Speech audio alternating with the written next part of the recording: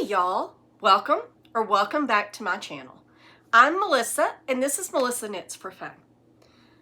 Y'all, I won 3 blue ribbons at our county fair off of the 3 projects that I entered.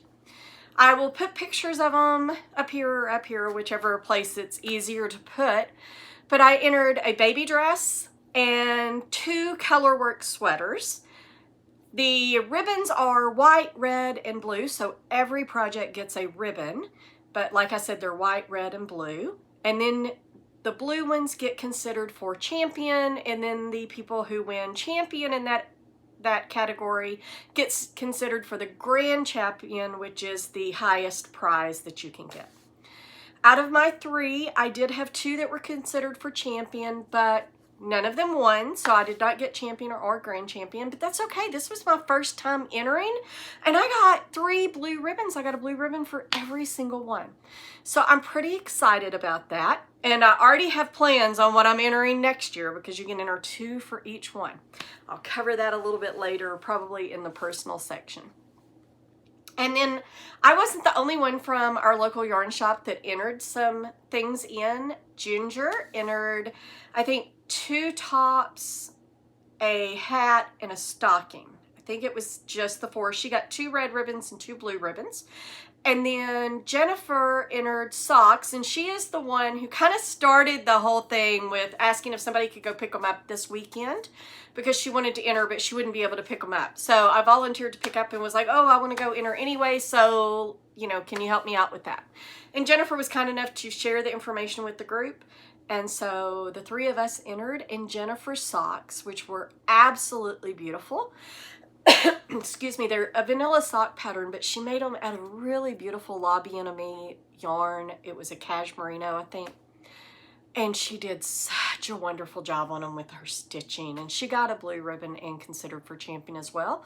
And Ginger, her hat, which got a blue ribbon, was also considered for champion. So overall, we did really, really well. Ginger did have a little bit of feedback about watching tension on her stitches for her tops. But the funny thing is, one of those tops, she did sweater surgery and cut and then grafted them together. So girl, I don't do that. I have not done that yet. I think it's amazing, and she was so brave to do it. And so the fact that they said, hey, you might have a little tension issue, she was like, you know, I wasn't sure. I wondered if they would notice that. And they did. But she was, you know, really great. Ginger and I went last night and walked around and looked at everything, and then went to dinner with my friend Shauna, and we just had a wonderful time. I am so blessed to have such amazing community at that yarn shop. All right, I will stop going on and on about the fair, although I'm super excited. I'll talk a little bit more about it later. But we'll just jump right in, and I will tell you what I am wearing. And I'm going to stand up because I want to show you where you can kind of see this line of demarcation right here. It's not as noticeable in person. I didn't notice it until I actually took a picture in the mirror. And I was like, oh, there's a little line of demarcation. But it's my knitting. It's unique. I don't care. But this is and I've got a little note here, the Celosias maybe, by Jennifer Steingass. It's Celosias. I will link everything below in the description box. I'm just not totally sure how to pronounce that. But that is the sweater. Jennifer Steingass has some beautiful patterns, and I have several of her patterns. This is the only one I've knit, but it was really easy to follow, straightforward. I knitted this out of, I think the yarn is called Universal. I won't swear to that. I will put the name. I'll in fact put the name up here, and then I'll also link or list it down below. I won't link because I don't link to specific yarn shops, and multiples carry them. But this is it's in a royal purple colorway. I don't remember the colorways, and I don't have any more of the yarn left, so I can't go look. But you know, a hot pink and a royal purple. And I actually have, and I'm going to pin down, I have these teaks. I also love, I told you I love a good ballet flat, and I have these teaks that just happen to go really, really well. So these are the shoes that I usually wear with this. And I also have a pair of pink shorts that goes really cute. It's just adorable. There, if you're interested in seeing me wear that, it's somewhere out there in my Instagram land, so you could go dig through my pictures if you want to. and you know what? You shouldn't have to do that. I'll just stick one up here. I'll stick one up here of me wearing it, holding my shoe, wearing my pink shorts. It was taken in the bathroom mirror, so just go with that. Know that this is not going to be the best picture, but you'll be able to see my outfit. I felt really cute that day. All right, so I do not have any finished objects this time, right? I don't get 2 finished objects off every single week, but I do have a lot of whips that are going on, and I did make a lot of progress on a lot of these whips. So we'll start out, I'm going to start with my smallest one first, and this is the start of a penny glove, and because I only have one ball of one of these, I'm holding these 2 things together. I'm holding Card of Cashmere, and this is their Brushmere Light, which is a cashmere silk blend. Oh, I should not have done this to myself. I only have this one because I ordered it to see what it was like when I ordered a sweater quantity of cashmere. Oh, I should not have held these together because now I want an entire sweater out of this. And oh, it is the softest stuff I've ever felt. So that will bring us to today's question, which is, what is your dream yarn? I didn't actually know my dream yarn was to hold these 2 together. I would have always said, oh, my dream yarn is 100% cashmere. I've been lucky enough to knit with it, and I can't afford to knit everything in cashmere. It's rather expensive. Even when you order it overseas, where it tends to be less expensive than in the US, it's still an expensive sweater to knit. And now I want to add this Brushmere Light on top of it with the cashmere silk. That's going to add... It's pretty much going to double it, so it would be my most expensive sweater. I will probably do it one of these days, but I'm going to have to save up the money to get it. This is just, I wish that y'all could reach through here and feel this. Oh my gosh. I could sleep with this. This could be my pillowcase. It's so incredibly soft. But this is the penny glove. I decided because I only have the one of this, and I've done 30 rows before I got to the gusset. And it started as 25 gram skein. It's down to 19.2 now. And I've done 1 increase round for the thumb gusset.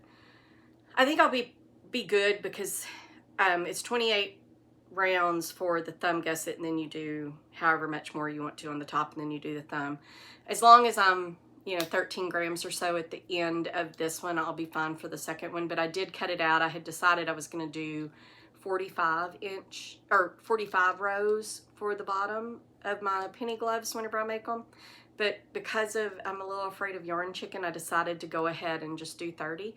And I'll tell you, I think it'll be perfectly fine. I'm gonna put this on, my thumb gusset will be right there, so I'm starting the increase so you can see it'll come up a bit. It'll cover my watch on the other side. I try to get this off without dropping all my stitches. I did drop a couple. Let me get them put back on so that I don't lose them. But that is the smallest one I've got, and I've made, as you can see, quite a bit of progress because I hadn't even cast it on last week. All right. Now, besides that one, now I'm going to move on to my 2 biggest ones. One of them I featured in Whips Everywhere episode, and I talked about how this last episode I talked about I had not gotten much done on it at all. This is the Monarca by Claudia Quintanera, and I had said, I didn't get hardly anything done between that episode and last week, but in the last week I have done at least double what I got done in all of those weeks. I just left the progress keeper down there. So I've been trying to focus on this as I can, just knit a few. I've been doing this thing where I knit 5 rows on the penny gloves, and then I switch to one of the girls' dresses, and then I switch to the other girl's dress. I do 5 on each one of them, and then I pick up this or the next one I'm going to talk about. I knit a few rows, maybe not 5 because this is a bigger project, so it might just be a couple of rows that I knit. But I'm just trying to make slow and steady progress, and I feel like that I am. Hopefully the body, I don't have that much more to go on the body, so hopefully I'll get the body off within the next couple of weeks, and then I can focus on sleeves, and I can knock these sleeves out in a couple of days, and then that will be a finished project. The other one that I've been working on that's similar is my brother's Handsome sweater by PetiteKnit. I did finally get it split for sleeves. Let me get this. Well, it helps if you hold it right whenever you're trying to show somebody splitting for sleeves. But I did finally get it split for sleeves. This is worked up in Holst Garn Tides held double. I have 2 of these cones. And the other sweater, the Monarcha, is the Knitting for Olive, soft silk mohair, and merino held together in deep petroleum blue. This is Nightshade, is the color of the Tides, and that's their silk merino blend. And you can see it's got some of the little silk nips, so it's a nice kind of a tweedy look. I did finally get it split, so this should go fairly quickly. I'll just pick it up and knit a few on the body as I go. I'm looking forward to it. My brother's coming up in October because my dad passed away in October 4 years ago. This year will be, oh no, this year will be 5 years. No, that's not right. This year will be 4 years. He died in 2021. So it will be 4 years. He comes up every year around the anniversary so that we can spend the time together and go out to the grave sites and put flowers on his and Mom's grave. So he's coming up, so I will try this on him then and make sure I don't need to make any adjustments. And if I do, if I have to make it smaller, I'm going to be upset if I have to rip it back and go down a size. But I don't really think that I will. He is like me. He likes them a little bit bigger. He doesn't like things to be tight on him, so I think that it'll fit him fine. And then the other things that I'm really focusing on are the girls' dresses. I've shared several podcasts now about the family in Massachusetts that I just adore and have kind of adopted them, and I knit for them every year. I am working on the 2 girls, which I should preface that with the 2 girls that have been born, because we've got a 3rd girl on the way, but she's still in Mommy's tummy. So the 2 girls who are here, the oldest and the youngest, I'm going with the youngest, who is the middle child, the youngest daughter, Emberlyn. This is the Anchor's dress by PetiteKnit. And I have gotten it down. Last time I had not even really started the skirt. I'd just done a couple of, she has you do a few rows of stockinette between your patterning and your skirt, and then you start doing increases for skirts. And I have just done my 2nd increase. So I've gone down. It's certainly not long enough yet to be a dress by any stretch of the imagination. But it's getting about the length that if I wanted to make it a t-shirt, I could, or a shirt. But I am going to continue this on and knit all of the dress. And then I will, of course, put the sleeves on. It will be long sleeved. And this is the Aracuna Hosco Sock Cotton Glitter. Or not Hosco Sock, it's just, I think it's Hosco Cotton Glitter. And it is, I don't remember the colorway, but it is, as you can see, it's the purpley. It's got some pink in it. It's a little bit of a variegated. It is working up different than what Azalea's is, who is the oldest daughter. I really like how this is working out. It's got the pink, it's got, or the purple, it's got the pink. So a couple of different shades of purple, and Emberlyn's favorite color is purple. So this is the color that she picked out. I did send Mom a photo of all 3 of the colors in this yarn, and the girls picked their own colors. So Emberlyn picked that purple colorway, and Azalea, who, like I said, is the oldest daughter and the oldest child, right? She picked this colorway, which is a teal and pink, and it's got kind of a, I don't know what color you'd call this, maybe like a gray teal or something, because it's a little darker and a little grayer, and then you've got like a light teal, you've got some pink in there. And at first I was a little worried that it was gonna like stripe, but as you can see, it's not really striping, it's just kind of pulling a little bit, and I do like that. I do like the color pulling on this. And you can see the other side where you've got some other pulling. This I've also done 2 increase rounds on this, And this one, she had you do, again, a couple of stockinette rows before you started the increases. And it's a slightly different increase rate because it's a bigger size. This will eventually, you're supposed to sew this down with elastic in it. I'm going to try to do that, my very best. And then at the bottom and at the sleeves, you do stockinette all the way down, and then you fold, well, you do stockinette down, and then you do like a purl row to make it fold, and then more stockinette, and then you fold it and sew it together. I have never done that. And I am a little worried. This one and the Anchor's dress also has that. I'm a little worried about this because when I do a folded collar and I try to sew it down, you know, they have you, if they don't have you do a provisional cast on, they just have you knit it, and then you do like something in the middle, and then you knit more, and you fold it. And then you sew it together with your cast on edge. When I do that, I wind up, here is what I'm talking about, and I'm going to move up close here where you can see it. Do you see how these are slanting? I don't know why it does that, because on the back, it's not slanting. So somewhere I got off, and it slants. Again, it's one of those things that I really don't care, because it is my knitting, it is my top, but you can see if I'm wearing it, you can definitely see the bias. Now, I tell people, yeah, it's okay. It was a design element. I chose to do that. I mean, I don't really tell people that. Nobody asks me. I tell the ladies at the shop, I'm like, yeah, I made a mistake, but I'm going to call it a design element. But nobody has ever asked me about it. But I do see it, and it does bother me. So that's why with a folded collar now, I do a provisional cast on all of them, even if they don't call for it.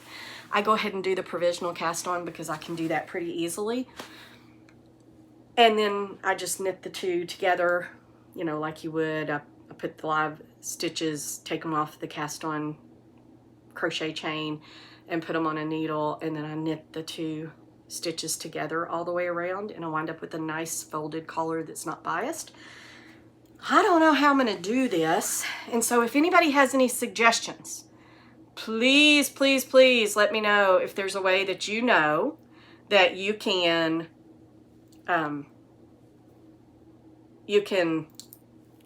do kind of a provisional cast on, or some way that you can give me tips or a really great tutorial or whatever on how to fold a stockinette border and sew it down and not have it look wonky.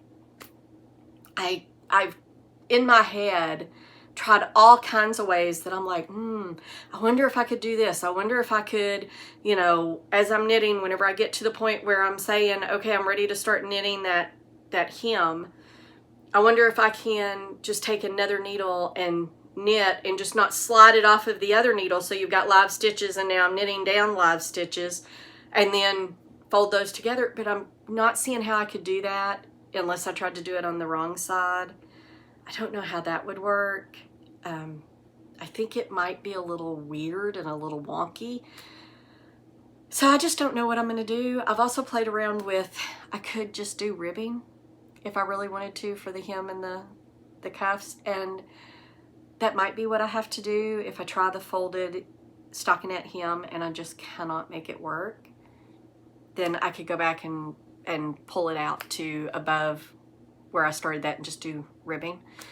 But if you have any tips or you have a really great tutorial, please, please, please comment below and let me know so that I can figure out how to do this without making it look bad, because I really do want these to be something that the kids are going to really enjoy wearing. Right? These will be little things they'll wear to church, and they'll wear, you know, out. They might even wear to school. So that one's Emberlin's.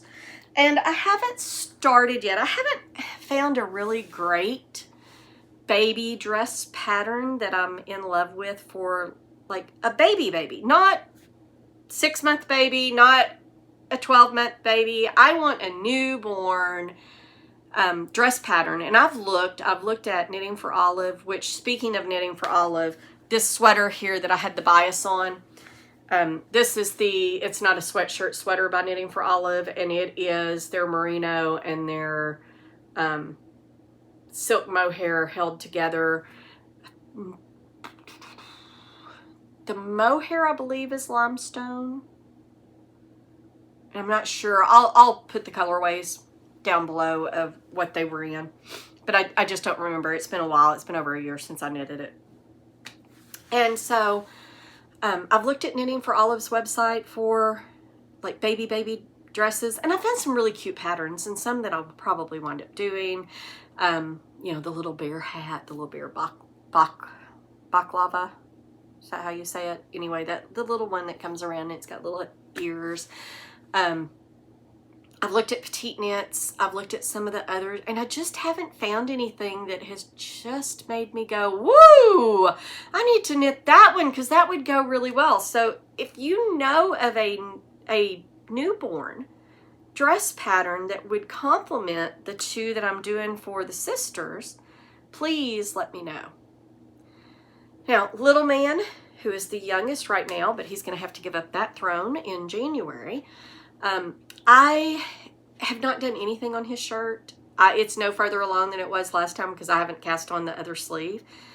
Once I start that, it won't be a problem at all because of the fact that, you know, I can knit that sleeve. It's so small. I can knit that sleeve in just a few hours and then put it up there, and then all I've got to do is the yoke. It'll be pretty quick from here. So I'm not focusing on it as much as I'm focusing on the dresses. In fact, I'm not focusing on it at all. I haven't done anything. But then the other thing that has been so distracting to me, so distracting, and I have really been focusing on it, is this sorrel that I cast on. A couple of episodes ago, I asked what I should cast on, and I gave you the sorrel, the Zuri sweater by Tox Knits, or the Coffee Run by Veronica Lindbergh. This is the sorrel by Woolen Pine, and this is the one that got the most votes. I won't say that the majority of it, well, I guess it was the majority if it got the most votes, but it wasn't a landslide. It was, you know, and not a whole lot of people gave me feedback. I did get some at the yarn shop, and then I got some on the channel. But I think that it was, I don't know, probably 5 to 4 or something like that. But I wound up with this one, and I'm going to slip it on over my head so you can see kind of, and I'm not going to pull it down too far because I've dropped some stitches there, and I don't want to drop them all, but you can see just how gorgeous this is, how that is working up. This yarn I'm holding together, it's Letha's hand dyed, so Sweet Skeins is the name of the yarn. Give me just 1 second to get these back on here before I lose them all.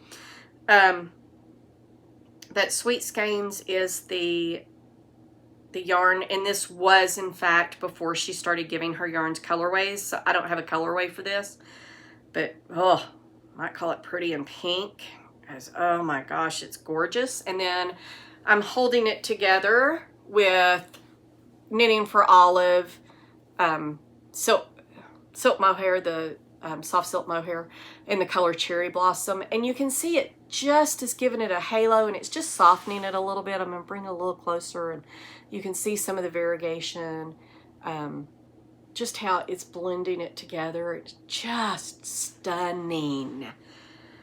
I am loving this. And so I've got another Letha variegated pad or colorway that has a much darker, like more of a hot pink colorway than this soft pink. And I have some Rowan Candy Girl. I think I called it Candy something else last time, but it's Candy Girl, and it is beautiful, but it's pretty much like Pink Daisies for Knitting for Olive.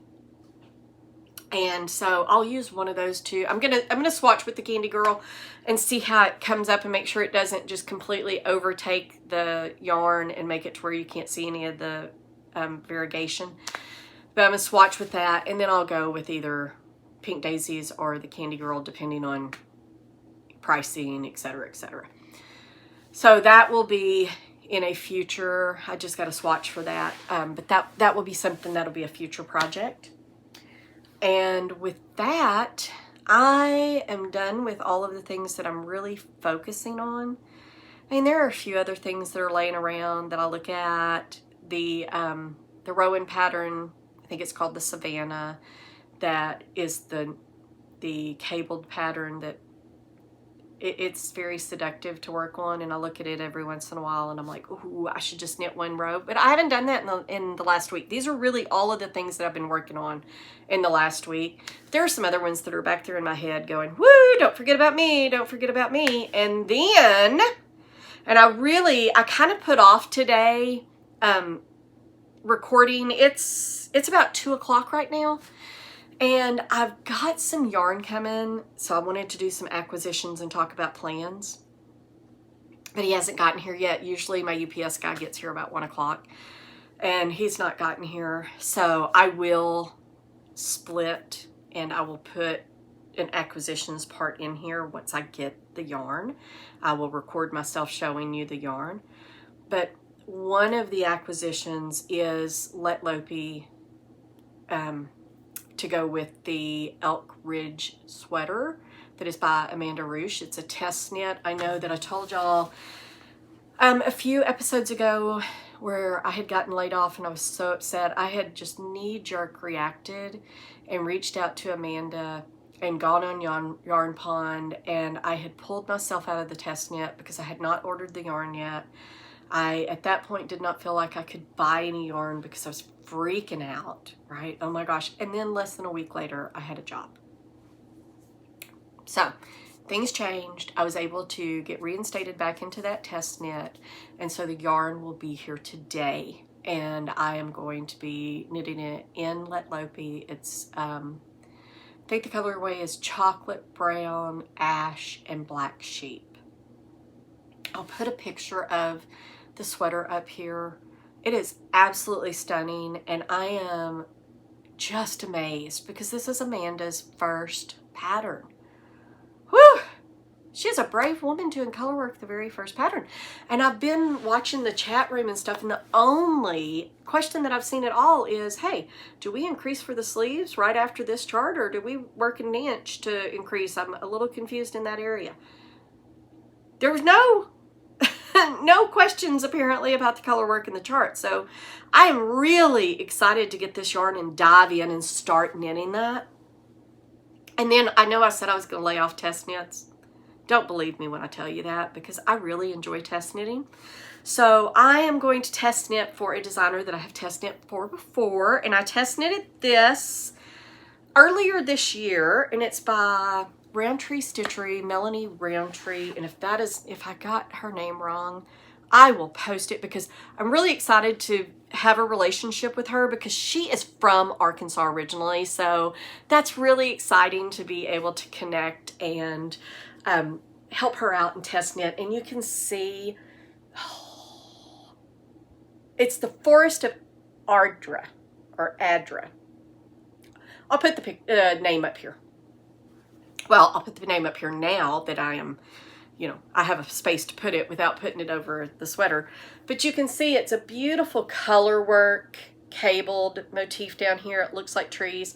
My oldest son, he is the outdoorsy guy. He's got a double major. He majored in agronomy and horticulture. So he's a tree guy. He's all of that stuff. He's like, Mom, that should have been different because your trees should have been brown. So I said, no, honey, those are white birch trees. That's my story, and I'm sticking to it. But I was able to test knit this earlier in the year, and I'll put a picture up here of me wearing it. I cannot wait for this to get cold enough for me to put on my body and go outside with, because it is stunning. I mean, you saw the trees, right? How cool is that? And then look at this sleeve detail. Look at that. Oh my gosh. Look at that. So beautiful. So beautiful. So I will, you know what? I'm sitting here, I'm looking at this, and I'm like, I'm going to put my acquisitions after this, because if somebody doesn't want to stay for acquisitions and personal, I don't want them to miss out seeing and hearing about the sweater. So I will split it right after this. And I'll put my acquisitions in there. I paused there. I probably won't put it right there because then I spoke afterwards. This yarn is Hilliard. I don't remember the colorways. I'll put those down below. I just forget the colorways. But just a beautiful chocolate brown and nice beige. Well, this one came as it comes as a sweater or a cardigan. And I'll find a picture of the cardigan as well and put it up here. Just beautiful, beautiful work. I mean, I am amazed.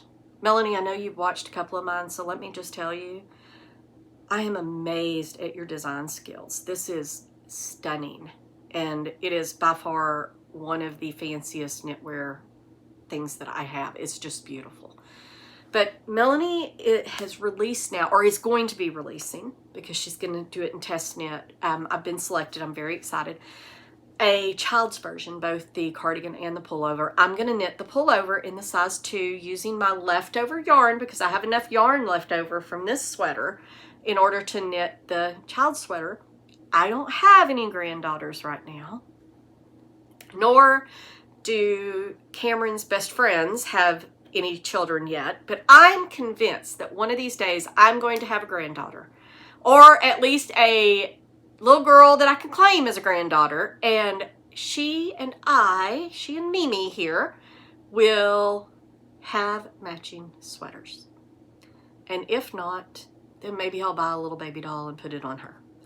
I don't know what I will do with it, but I'll find something. But I'm really excited to be test knitting that.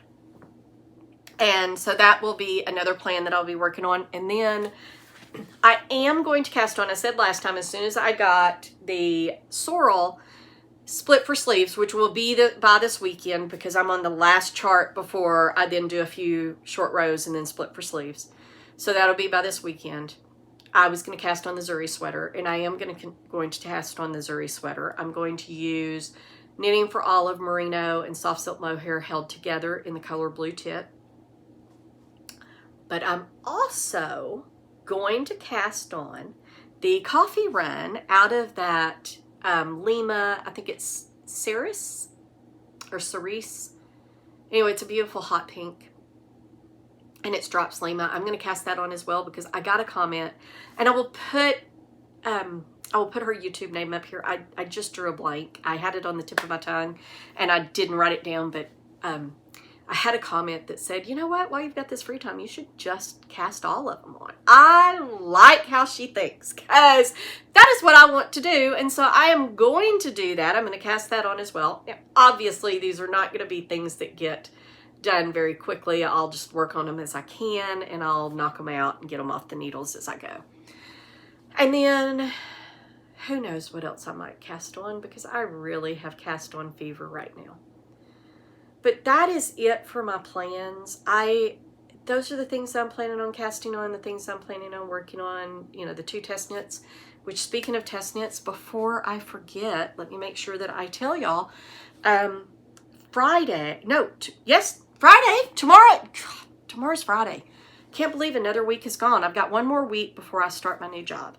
But tomorrow, the Janeloudi, the blue and white sweater that I've shown for, you know, on several episodes, is releasing tomorrow. So I will put a picture of it up here. In fact, I'll put the picture up here of it winning a blue ribbon, because it's one of the ones that I won a blue ribbon with. And it is just stunning, beautiful pattern, very easy to follow, very well written. It's by Kirsten-Michele, wonderful designer, very, very, very nice, supportive lady. Y'all, if you want to knit some color work that looks super hard, but is actually not that hard to knit, go grab that tomorrow, because it is just absolutely beautiful.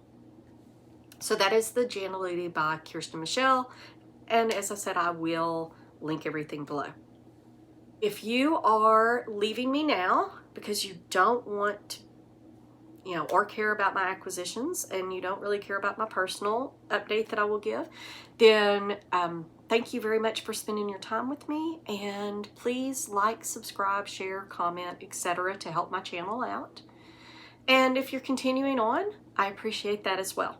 And on my personal update, as I said a little bit earlier, I have one more week off before I start my new job. I am supposed to be starting on September the 2nd, so the day after Labor Day. And I should be getting a laptop soon. They're running a background check right now.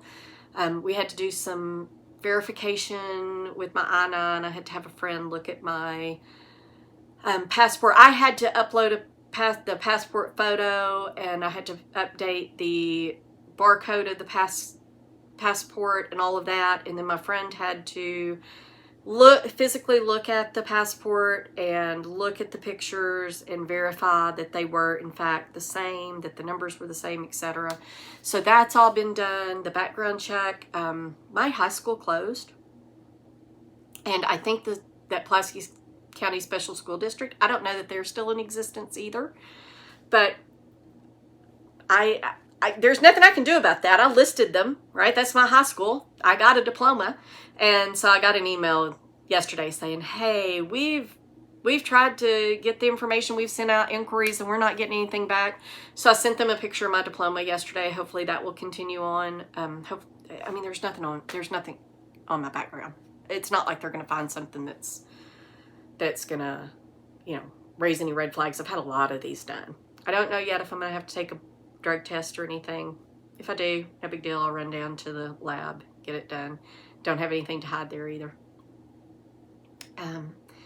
Other things I did, well, I have a little funny story, and I'll save that to the very end. But I did go to the doctor on Tuesday for my finger, and as you can see, it looks better. It is, it's feeling better. As I shared last week, I had some dry needling done on my finger. It did help a little bit. I got a clean bill of health from the doctor. He said it looks good. My incision looks excellent. Every doctor is always completely shocked, because I am diabetic, at how well I heal. I am a really good healer. And part of that is because I am so super well controlled, because I listen to my doctor and I take my drugs. I take the meds I'm supposed to take. Don't watch what I'm supposed to eat quite so much, but I do take the medication, and the medication has helped me to control my diabetes. If I ever get to the point where the medication's not working, I absolutely will start watching what I eat. But all my numbers are great. In fact, for the first time in 10 years, my liver enzymes are back to normal ranges. So anyway, that I digress there a little bit to say, look at how well my hand is healing. You probably can't even see where I had the incision. I've got a little incision right here on my thumb, and I've got a little incision like right there. But unless you're really, really looking it out very seriously, you can see it. And so he said it looks great. It could be up to a year before all of the stiffness and everything goes away and all of the swelling goes down. And probably another couple of months before I can really expect to be completely pain-free on it. You know what? It's just the cost of having surgery, and I can deal with that. It's certainly not anything that's debilitating, and it is not interfering with my knitting, so I'm happy. Now, the next day, and this is not the funny story, but it is a little funny. Well, when I went to the doctor on Tuesday, Monday morning, I woke up and my knee hurt. Like, my knee hurt bad. And I had not done anything. I didn't fall. I didn't injure it. I didn't twist it. I didn't do anything. But every once in a while, I'll have this happen. Usually it lasts for a day or so. Everything's fine. A couple of times I've had to go get a cortisone shot, and then everything's fine for quite some time. Figured that's what was going to happen. I thought, well, I'm going to wait and see how it feels. It felt better Tuesday. I got up Wednesday morning. I could barely walk. It hurt so bad. So I called one of my best friends, works for the orthopedic clinic I go to. And so I called her. She helped me get in. I got an appointment for that afternoon, and I went in, and the doctor, we were all set to give me a cortisone shot, and he manipulated my knee, and I screamed. I mean, I yelped really loud. It hurt so bad. He's like, arthritis doesn't do that. And I'm not sure that this is something that a shot's going to fix. We're both a little bit afraid that I may have a meniscus cuff tear. And so I have an MRI scheduled for tomorrow, and then I go back and see him Monday. And the good thing is that if I do, in fact, have to have a scope done, he had 2 people cancel, and I will be able to get it done next week. So I would be able to get that done and have enough time to recover enough. I mean, I'm working remote. It's not like I'm going to be up walking around. I'm going to be sitting in a chair doing meetings and stuff like that. So I'm not worried about that as long as I can not have to take pain pills during the day. Just give me a few days to heal and recuperate. Then I'll be able to get that done next week. Now, I'm really hopeful because my knee does feel a lot better today, but I did notice it's starting to hurt again. I'm very hopeful that maybe by Monday when I go back, it will be good enough that I won't have to do anything. Maybe get a shot, but maybe not. I'm really hopeful that I won't have to have anything done, but I'm not holding my breath, and I am going to go ahead and go get the ultrasound because or the MRI. I really want to know what's going on in there, because if I do have a really large meniscus cuff tear, I do want to get it fixed, because I remember my dad had one in both knees and it was just debilitating to him. And I can't afford to put it off if I really need it done. I can't afford to put it off and then have to say right after starting a job, oh, by the way, I'm going to need a day or 2 off so that I can, you know, have this surgery that I could have done before I started. So we'll see what happens with that. But now for the funny story. So I've talked a little bit about my best friend, Michelle. We have been best friends for probably 22 years. I know we've been friends for that long, maybe best friends for 20 or so. We've known each other a long time. I've been up here 25 years. If I were still at Walmart, I would have been there. This would be my 24th year there. And I met Michelle not long after that. And I was on the help desk. She was on another team, and we would talk whenever she'd call in. I didn't really know her, and we didn't become friends then. I just knew who she was, and I thought she was nice. She was always very nice to me. And so I wound up moving to her team, and then we became friends. We started going to lunch, and then lunch bled over into doing things outside of work. I got to meet her kids. She met my family, and it was great. But yesterday, she celebrated her 30th anniversary with Walmart. So I was able to go up there. I surprised her. My friend Shauna, who was going to go to the celebration, asked if she could bring me.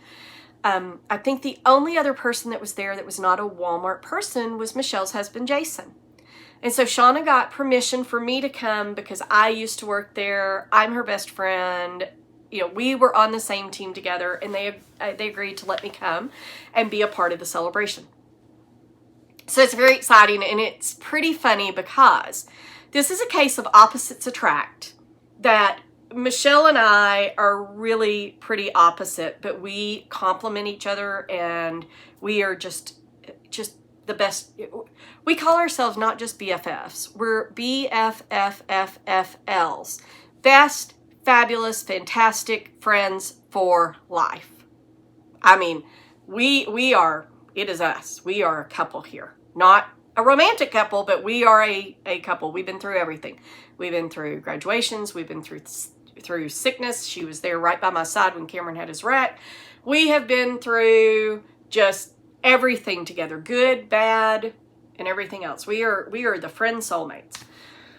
But I came up there, and like I said, we are opposites, because I'm very, like, I'm outgoing, and I'm an extrovert, and I will talk to anybody. This is how I present. I'm a little shy, and I do get a little bit like, oh no, I don't know these people, but then I overcome it, and I'm like, oh no, I just talk to everybody. Michelle, on the other hand, is an introvert, and so she's not super out there, right? And it's not that she's not nice, and she is one of the most charismatic, wonderful women you will ever meet once you get to know her, but she's just not an extrovert. She is an introvert. She is quiet. We joke all the time about the meme that says, how do introverts make friends? Well, an extrovert finds them and adopts them, and that's pretty much what happened in our situation. But she couldn't be a better socializer when you get to know her, right? She spends time with you. She talks. She's very charismatic, everything. But she is an introvert, so she is not out there. I am always down for good social situation, right? I love socializing. Michelle, not so much. So this celebration yesterday, she was like, I'm doing this because I'm being forced, right? I know she enjoyed it, and she appreciated her team throwing this celebration and all the kind words that they said and the kind words that previous teammates had said and the people that showed up. I was very lucky. I got to see some of the old people that I used to work with, not old people, but the people that I used to work with. And, I realized how bad I am. We haven't done any dinner or anything else, but I was there. I was all down for the socializing, and I was telling stories and all of this. I had no idea how much my life was going to change when I met Michelle, but I was really blessed yesterday to be a part of her 30th anniversary, to realize that I have someone who I have been through hell and back with, who has been with me through everything. She moved me. When I moved to Boston, she went with me, helped me get settled in, flew home. Same thing to San Antonio, and the same thing back again to Boston. And then she came and visited me, and now sometimes we go together to the knitting retreats. The three of us that go on the girls' trips, it's Michelle and Teresa. Teresa's from Boston, and then myself.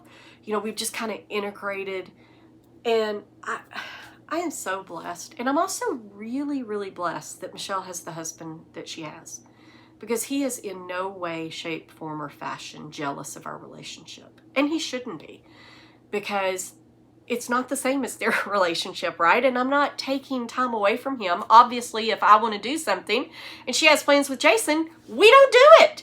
Or if it's a plan that, hey, well, we're going to go out to eat, but you can go with us, then I go with them.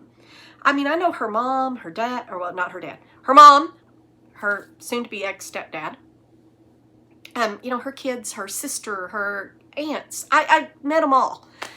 And she, of course, has met all of my family. So it's just wonderful. In fact, next week, we're going out to eat. Cameron and I are going to go out to eat with her and her mom and aunt and the rest of her family, because they're coming in for our local craft fair.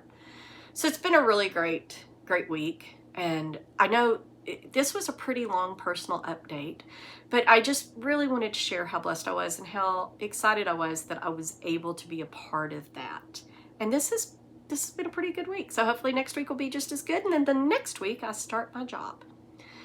So having said that, I'm at the point where I am just going to start rambling along, or as they said on a UK podcast I was working on earlier, just going to waffle. I take it that waffle means kind of rambling, because that's what she was doing, which was fine because I do it too, as I'm doing right now. So I am going to go ahead and end this and say, thank you so much for spending this time with me. It means more than you could possibly imagine that you choose to take this time out of your day and spend it with me. So I will do a little housekeeping again and say like, share, comment, subscribe, etc. Do all of the things that help my podcast out. And I will see y'all next week. Thank you.